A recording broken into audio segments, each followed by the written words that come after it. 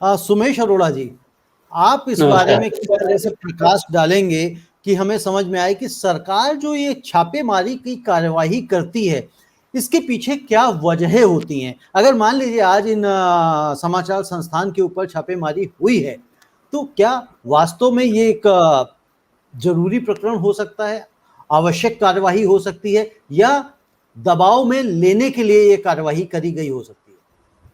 देखिए, ऐसा है कि मैं तो बेसिकली इन्वेस्टिगेटिंग एजेंसीज की बात करूंगा। इन्वेस्टिगेटिंग एजेंसीज को कभी भी कोई रोक नहीं लगती है कि आप किसी के बारे में इंफॉर्मेशन गैदर ना करें या उसको पुट अप ना करें या उस पर एक्ट मत करें। हाँ, एक पुरानी इंस्ट्रक्शन थी 90s में जो डिपार्टमेंटल ऑफिसर्स को दी गई थी कि अगर आप कोई सेलिब्रिटी या बिग इंडस्ट्रियल हाउसेज पर रेड करते हैं तो कम से कम रेवेन्यू सेक्रेटरी या मिनिस्टर को इन्फॉर्म करके कीजिए। तो वो इंस्ट्रक्शन है, काफी पुरानी इंस्ट्रक्शन जिसको सारे अब करते हैं। प्रीमियम इन्वेस्टिगेटिंग एजेंसीज है, चाहे वो ये है डायरेक्टर ऑफ इन्वेस्टिगेशन है, DRI है या DGGI है, ये सारी की सारी एजेंसीज मोस्टली अपनी इंफॉर्मेशन को ऑथेंटिकेट करके तभी रेड करती हैं, आसानी से नहीं करती। जब आप ऑल इंडिया रेड करते हैं तो आप ये नहीं बर्दाश्त कर सकते कि वो रेड खाली जाएगा। तो ऐसा नहीं है कि केस नहीं बनेगा, केस बनेगा, इंफॉर्मेशन होगी, ऑथेंटिकेटेड होगी, पक्का।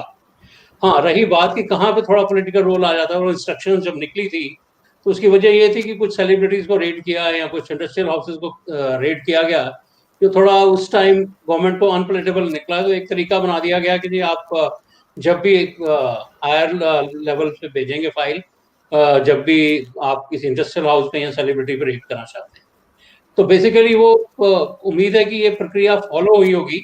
जहां आप कहते हैं थोड़ा बहुत पॉलिटिकल लीवरेज आ सकती है, तो सिर्फ इस बात पे आती है कि वो बैठ जाते हैं फाइल पे। अगर तो कोई ऐसा इंडस्ट्रियल हाउस है जो थोड़ा कन्वीनियंट है तो आप फाइल डिले कर दो, उसको लटकाए रखो। अगर इनकन्वीनियंट है तो थोड़ा जल्दी परमिशन मिल जाती है।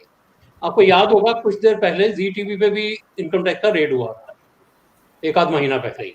तो ये सारी जी। रूटीन प्रक्रिया है as far as IRS and investigative agencies are concern. एक इंस्पेक्टर भी अगर फाइल बना देता है किसी की इंफॉर्मेशन अच्छी गैदर करके, तो कहीं पे भी किसी चैनल में हिम्मत नहीं कि उसको रोक सके। आज नहीं तो कल वो इन्फॉर्मेशन वर्कआउट होगी होगी। हाँ, ये है कि डिपेंडिंग अपॉन कि किसी का इक्वेशन कैसा है, किसी गवर्नमेंट के साथ डिले हो सकती है, कोई बैठ सकता है उस पर, डिले कर सकता है, मगर ये नहीं होता कि आप उसको इन्फॉर्मेशन को कहो जी रेड ना करें। ये किसी के भी हिम्मत नहीं होती कि फाइल पे साइन करके कहते कि जी आप रेड मत कीजिए। तो इस तरह से this is how the function basically. Okay. Sumesh ji, एक चीज और बताइए कि जैसे संदीप ठाकुर जी ने कहा कि भाई इनके संस्थान और बहुत सारे हैं मीडिया के अलावा, माइनिंग का बिजनेस है, रियल एस्टेट में है, फैब्रिक्स में है, टेक्सटाइल्स में, बहुत सारे और काम करते हैं। तो अगर छापे मारी, अगर वहां पे कहीं कोई विसंगति थी, वहां पे कुछ कमियां थी, या वहां पे रेड करनी थी, तो वहां पे रेड होनी चाहिए था, या अखबार के दफ्तरों में रेड को हम यही मानेंगे ना कि वो अखबार के अंदर ही कहीं ना कहीं कुछ गड़बड़ झाला चल रहा था?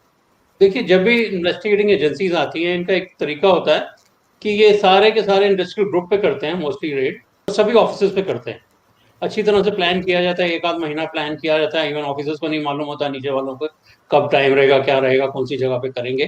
तो इंटेलिजेंस जो आते हैं इनपुट्स उसके ऊपर करते हैं, और अगर लगता है कि सिस्टर कंसर्न में भी पैसा डाइवर्ट किया हो गया होगा या सिस्टर कंसर्न से भी पैसा दूसरे में गया होगा, तो लिंकेजेस सारी इंफॉर्मेशन में होती है उनके पास, तभी वो करते हैं, और उसको काफी स्क्रूटनाइज किया जाता है, तब रेड किया जाता है। ये एक दिन की बात नहीं है कि उठे और अपना रेड कर दिया। हाँ, ये हो सकता है, मैंने जैसे बताया कि कुछ पॉलिटिकल एस्टेब्लिशमेंट के फेवरेबल होते हैं, कुछ लोग जल्दी लेट होते हैं। तो रेड डिले हो सकते हैं, जल्दी हो सकते हैं, that is according to political preferences. Okay. मगर ये नहीं होता कि वो किया जाए कि रेड जो हाँ, है मतलब रेट किसी को डिले हो डायरेक्ट किया सकते जाए हैं, कि बट रेड। होते हैं, आप ये कहना चाहते हैं।